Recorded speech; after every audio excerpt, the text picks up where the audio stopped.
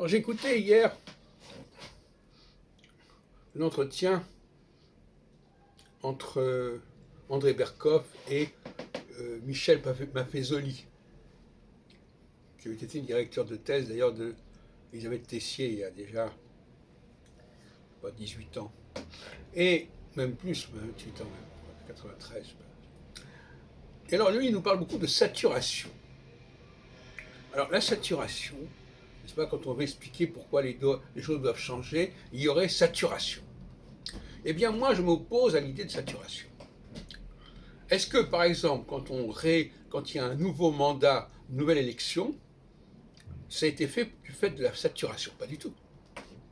À moins de considérer que le temps est compté, qu'il y a un compte à rebours, et que ça, c'est de la saturation. C'est-à-dire que le calendrier, par exemple, voilà, quand on arrive à la fin de l'année, on passe à une autre année, est-ce que c'est de la saturation? Est-ce que quand l'hiver se termine, parce qu'il y a un solstice, etc., ou un équinoxe, est-ce que c'est de la saturation? Donc je crois que le mot est utilisé souvent mal à propos, et j'en ai parlé hier encore, je crois. Il y a des choses qui sont déterminées pour une période donnée. Et à la fin de cette période, on passe à autre chose, on passe à une autre phase. Mais il y a aussi le discours des gens qui décident qu'ils en ont assez. Ils en ont assez. Et vous savez que le mot saturation vient de satis, du latin, qui veut dire assez. Ils en ont assez, et donc il faut changer. Mais le problème, alors, c'est soit on parle d'une saturation subjective, c'est-à-dire que moi j'ai envie de faire autre chose, j'ai envie de passer à autre chose, ou alors on va dire il y a des conditions extérieures qui font que. Et à ce moment-là, c'est plus du tout la même chose. Si je mets les changements que je veux sur le compte des conditions extérieures, là je fais fausse route. D'après l'astrologie que je défends, la saturation, elle est subjective, elle n'est pas objective.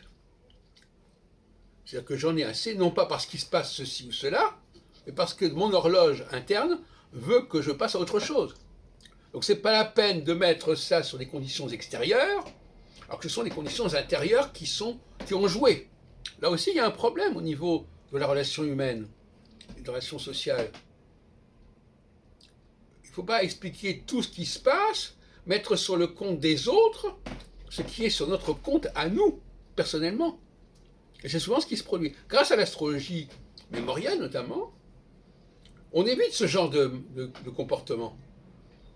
On sait pertinemment que on est dans une période, on a un besoin de changement, qui n'est pas déclenché par des conditions extérieures, mais qui est déclenché par une sorte de compte à rebours, d'horloge, qui fait qu'à un moment donné, on passe à autre chose. Et c'est exactement ce que fait le droit constitutionnel, lorsque, par exemple, Trump, il doit se présenter à une nouvelle élection, non pas parce qu'il a fait ceci ou cela, mais parce que c'est le moment qui s'impose.